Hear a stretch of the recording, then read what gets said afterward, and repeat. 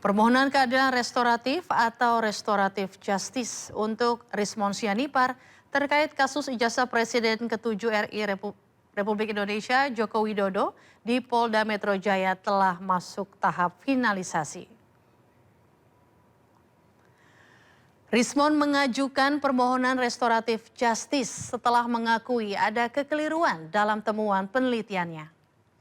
Ia menjelaskan adanya pembaruan hasil penelitian independen terkait digital image processing yang menjadi dasar perubahan kesimpulan dari pernyataan sebelumnya tentang ijazah Jokowi.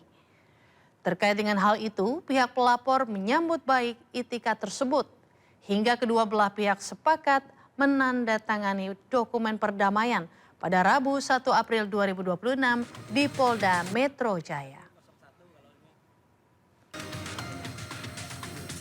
Rismon, hari ini kami semua pelapor, baik itu Bapak Jokowi sendiri, lalu kemudian pelapor-pelapor yang lain ada Bung Lecumanan dari Peradi Bersatu, dan Andi Kurniawan dan saya sendiri itu sudah menyepakati melakukan kesepakatan bahwa hal ini itu bisa dilakukan, dan hari ini ya kami akan menandatangani semua proses-proses dalam rangka restoratif justice itu.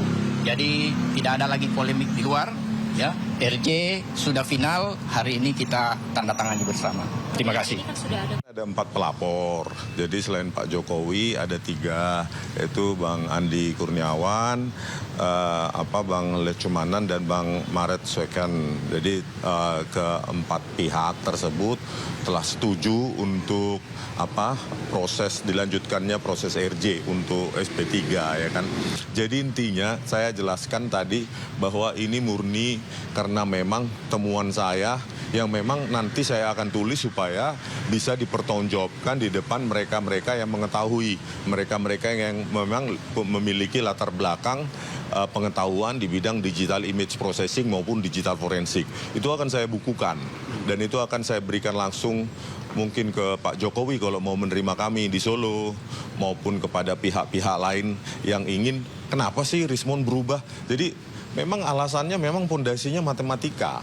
Ini kan semua selalu saya katakan bahwa digital image processing ini pondasinya adalah matematika tingkat lanjut, matematika kompleks. Jadi pihak-pihak yang nggak mengerti tersebut silahkan aja bernarasi, tetapi tanggung jawab saya adalah ya memenuhi tanggung jawab saya untuk menuliskan ulang apa sih yang salah dengan apa yang saya tulis sebelumnya di buku JWP terkait dengan resolusi, variabel geometri maupun pencahayaan. Mantan Sekretaris Mahkamah Agung Nur Hadi divonis 5 tahun penjara. Hakim menyatakan Nur Hadi terbukti bersalah menerima gratifikasi dan melakukan tindak pidana pencucian uang. Selain vonis 5 tahun penjara, hakim menghukum Nur Hadi membayar denda 500 juta rupiah, subsidi kurungan 140 hari.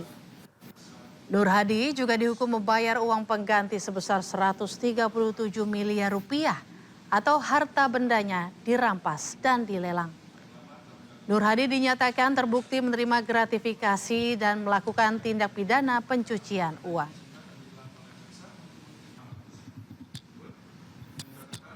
Ya pemirsa, kita beralih ke informasi lainnya. Sekretariat Jenderal DPR RI sudah mulai memberlakukan efisiensi anggaran sebagai respons atas gejolak kenaikan harga bahan bakar minyak dunia. Berdasarkan pantauan di Kompleks Parlemen sekitar pukul 18 waktu Indonesia Barat, lampu-lampu yang berada di koridor gedung sudah mulai dipadamkan. Pemadaman lampu juga terjadi di area ruang rapat yang tak memiliki kegiatan di sore hari. Meskipun sebagian besar lampu dimatikan, ada beberapa titik yang lampunya masih dinyalakan, seperti musola, toilet, hingga mesin ATM. Tak hanya lampu yang dipadamkan, eskalator dan lift di setiap gedung yang sudah tak memiliki kegiatan juga ikut dimatikan. Keadaan ini dilaksanakan ketika benar-benar sudah tidak ada aktivitas rapat maupun kegiatan lain yang dilakukan oleh aparatur sipil negara atau ASN.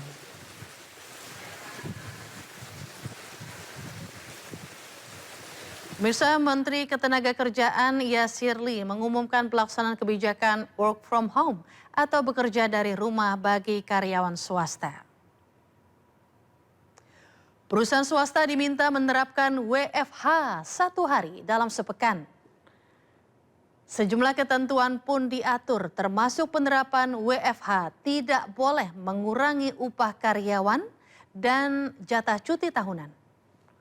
Hal tersebut disampaikan Yasirli saat bacakan surat edaran tentang WFH dan program optimasi pemanfaatan energi di tempat kerja di kantor Kemnaker, Jakarta hari Rabu. Perusahaan swasta, badan usaha milik negara BUMN, dan badan usaha milik daerah BUMD dihimbau untuk satu, menerapkan work from home WFH bagi pekerja atau buruh selama 1 hari kerja dalam 1 minggu sesuai kondisi perusahaan, dan jam kerja WFH diatur oleh perusahaan dengan ketentuan A. Upah atau gaji dan hak lainnya tetap dibayarkan sesuai ketentuan. B. Pelaksanaan WFH tidak mengurangi cuti tahunan. Pemirsa, pemerintah memangkas sejumlah pos anggaran keuangan negara. Salah satunya perjalanan dinas dalam negeri akan dipangkas 50%. Sementara untuk perjalanan dinas luar negeri akan ditekan hingga 70%.